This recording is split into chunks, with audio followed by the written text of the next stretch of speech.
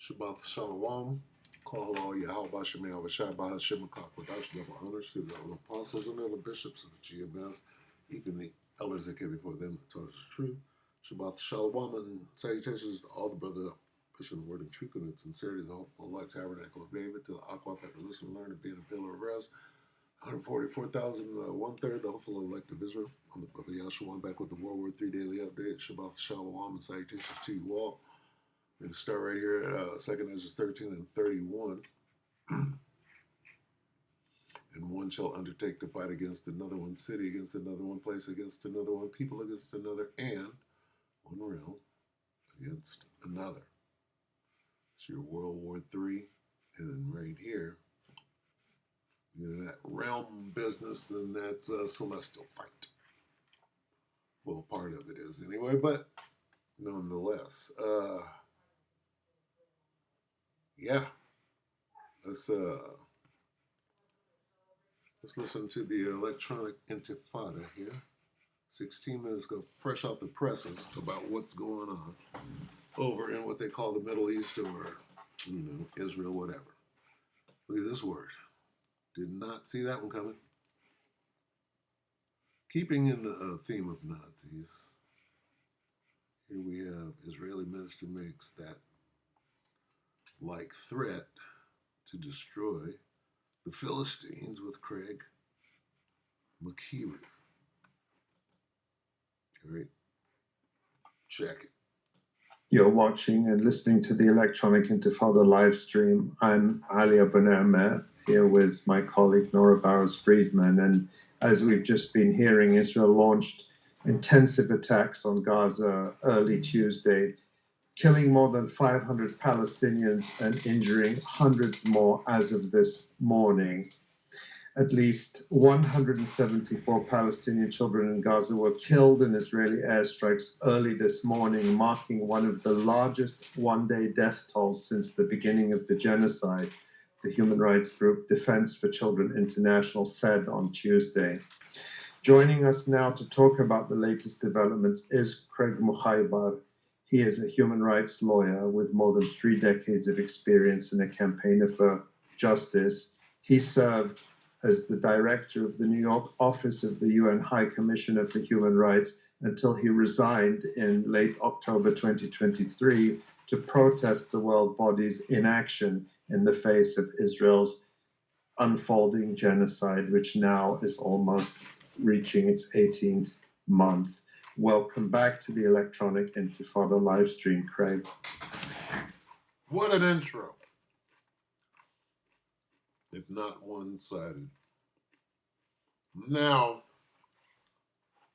I largely agree with what he said, but it doesn't mean everybody does. I'm going to let him speak nonetheless. Go. Thank you very much, Ali and Nora. It's a pleasure to be back with you. All right. Thank you. Say something pertinent. Craig, on Wednesday, Israeli Defense Minister Israel Katz issued what he called a final warning to the citizens of Gaza. He said, quote, "The Air Force attack against Hamas terrorists was only the first step. The rest will be significantly worse, and you will pay the price. Soon, the evacuation from the fighting zones will resume. Unless all the Israeli hostages are released and Hamas is expelled from Gaza, Israel will act with forces never seen before. Take the U.S. president's advice, return the hostages and expel Hamas. Return the hostages and expel Hamas, and other options will be presented to you, including relocating to other places in the world for those who wish. The alternative is utter destruction and devastation." Those are the words of Israeli Defense Minister Israel Katz. Craig, what's your reaction to that statement? What has been the world's reaction? And I kind of want to just stop it right here and go to the scriptures, but I'm going to let him talk a little bit more. what should the reaction be? Well, I think the only thing that you can say, as we've been saying all of these months, is that what you're hearing is the sound of impunity. That when you have a government official engaged in crimes against humanity and genocide who feels confident to broadcast directly a war crime, and let's be clear, under international humanitarian law, spreading terror among the civilian population is a crime. Secondly, what he is declaring is an act of collective punishment, which is also a war crime and a crime against humanity. So what we should first recognize is that what he's doing here is he's contributing to the cases before the International Criminal Court, the International Court of Justice, and hopefully someday cases through universal jurisdiction in the courts of others. He is committing crimes in public because the West, beginning with the United States, is guaranteed Israeli impunity. That can only be described as a Nazi-like statement. People are always very careful about the rhetoric that they use, but the last time we heard these kinds of direct threats of crimes against humanity against a civilian population was during World War II. And listen carefully to what he said. He was very explicit in not directing his statement to Hamas or to any armed resistance. He said that he was explicitly addressing the residents of Gaza, the civilian population. He's threatening them with, quote, total ruin, harsher attacks than they have already experienced, which have already broken the records for attacks on civilians and civilian infrastructure. And he said, this is you, the residents. You, the residents, will bear the full cost of this. Needless to say, he threatened forced displacement and ethnic cleansing, which are also war crimes and crimes against humanity. And he said, even if they comply, they would face ethnic cleansing from Gaza. So this is a criminal act, promising further criminal acts in full public view because of the degree of impunity that has guaranteed. I am sure that those involved in the cases in the international tribunals are taking note of this additional crime being perpetrated, and hopefully we will see the day when these horrific human rights violators and, let's say it, Nazis will face. Whoa! Let's say it. Let's say it. Accountability that they deserve. Ooh, strong words. That's all we need. Nazi-like threat. Okay. Good enough. Well, that behavior, man, it kind of speaks for itself. So, right? I'm going to let you figure it out. Let's see. Woe unto him.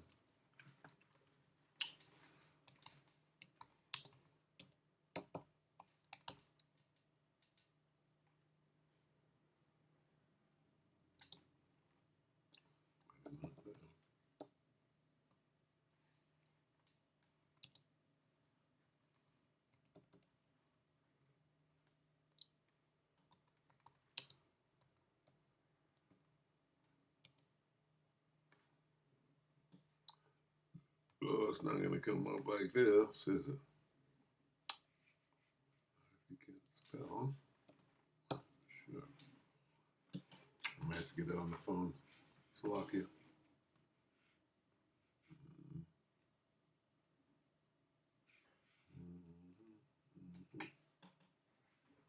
Slovakia, real quick. Bear with me.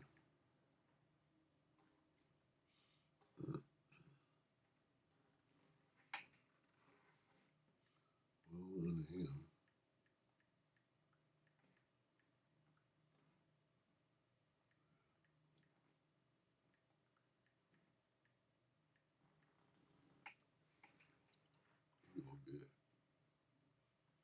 Isaiah 5:20. Where? Nowhere.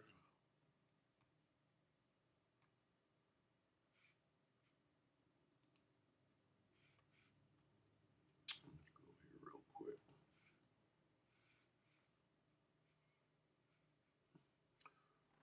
Isaiah 5:20. Woe unto them that call evil good, and good evil, that put darkness for light, and light for darkness, that put bitter for sweet, and sweet for bitter.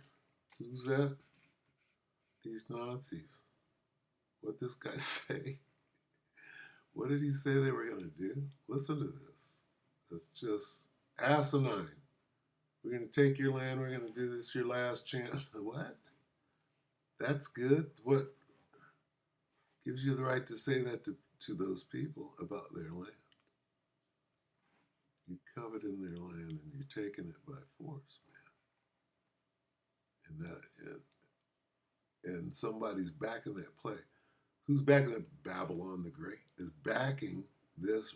Issued what he called a final warning to the citizens of Gaza.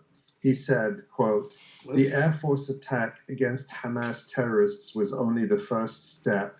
The rest will be significantly worse, and you will pay the price. Soon, the evacuation from the fighting zones will resume." How is that good? Are there people calling that good? Yes. Who? These Israelis. There are people backing this whole play. Oh, this is good. It's good that we're going to kill all these people.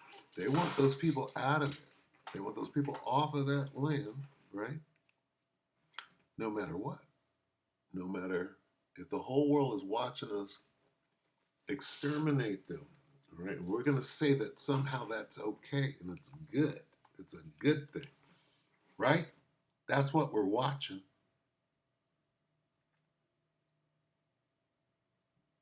You understand?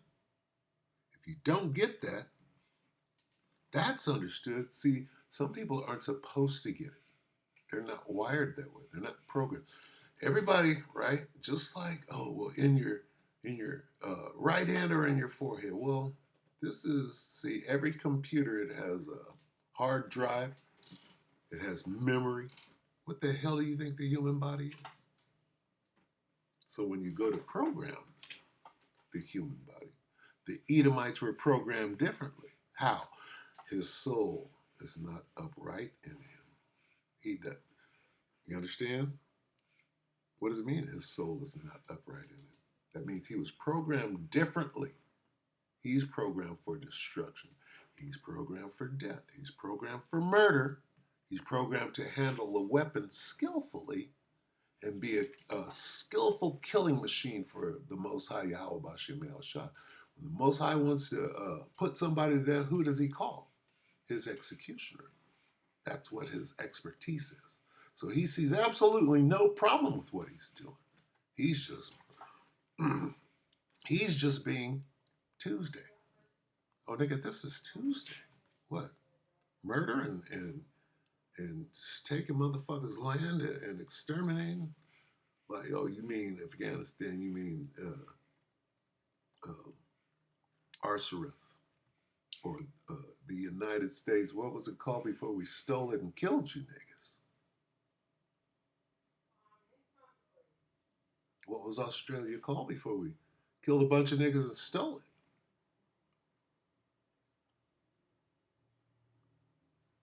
So there's nothing out of place here. We just got to call a spade a spade. And in this case, the spade is red as the motherfucking devil himself. You understand? You got to call a devil a devil. That spade a spade shit, we got to call the fucking red devil the red fucking devil. You understand? Who's out doing the work of it? Is this not the work of the devil? Listen to the devil. He's telling you he's the devil. Only the devil could be proud Gaza of this. He said, quote, "The Air Force attack against Hamas terrorists was only the first step. The rest will be significantly worse, and you will pay the price." Worse than the genocide we're about to do is going to be significantly worse than the one we just did. You're the devil. And for him, that's a good thing. Okay? But it's not good to the Most High. Woe unto him, right? His punishment for thinking that way. Yeah, but God broke it. Yep, sure did. And what are you going to say to the potter? Shut the fuck up, sit down, watch the show. If you're the bad guy, take it on the chin. We were the bad guy. We took it on the chin. We took it. Our punishment is over. Guess whose turn it is? Devil. I'm going to close.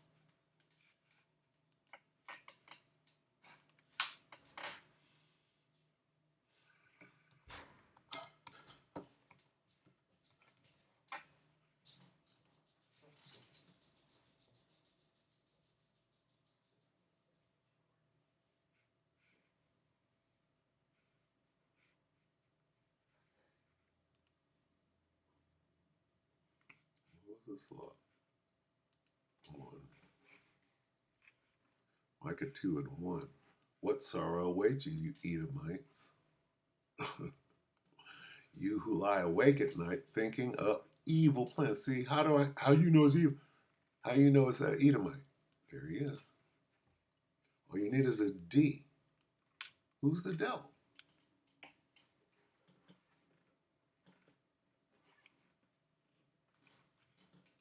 You rise at dawn and hurry to carry them out. Carry out what? Your wicked plan, your evil plans, simply because you have the power to do so. When you want a piece of land, find a way to seize it, steal it.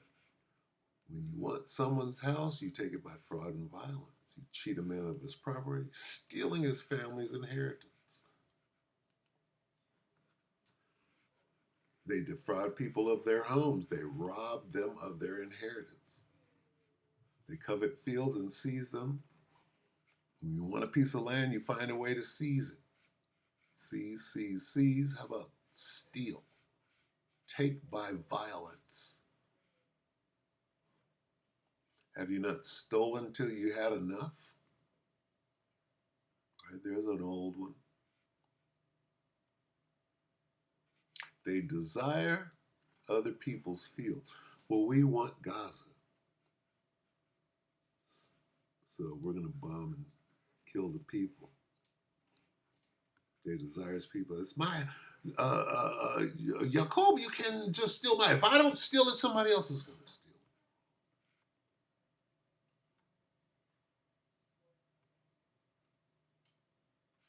The Bible's going easy on them. Where's the word stolen treasures? Plundered. What does plundered mean? And they lust for fields. Take them by force. They stole that shit. Okay, that's it. Okay. And made false accusations against the man in his house. They're terrorists and we need to wipe them off the